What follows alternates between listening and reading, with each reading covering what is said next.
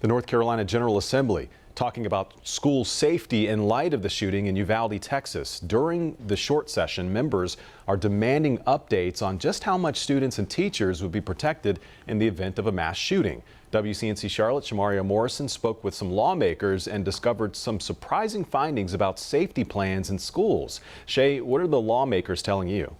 Well, I spoke with one House member who called some of the data on school safety awakening. For example, the Center of School Safety says an anonymous reporting app in North Carolina schools fielded more than 250 credible tips on planned school attacks. But having things like the reporting app to intercept these tips could prevent the next mass shooting in this state. The leader of North Carolina's Center for Safer Schools says school safety falls out of the news cycle too fast. I need the media to not wait until a tragedy happens to ask about school safety. I think that they need to periodically ask for an update and ask what we're doing.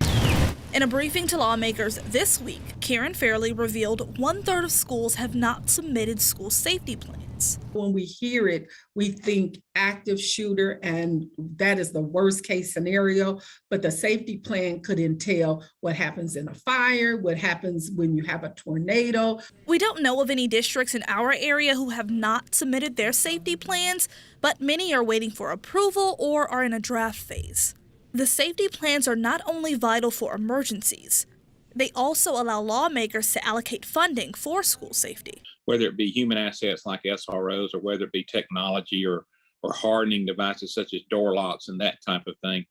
I haven't talked to one of my colleagues that hasn't expressed a concern about school safety up here. There are no bills going through the short session on funding for school safety right now. There seems to be some bipartisan support to bolster money to keep kids safe. As we go into our long session, which starts in January, I'm looking with other lawmakers, other colleagues, at bringing forth legislation that will provide funding, additional resources throughout the state for school safety.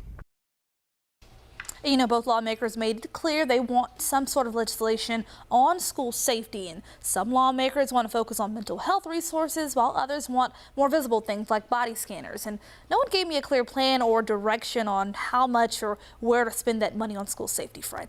Yeah, I know there will be lots of follow-up to that. Thank you, Shay.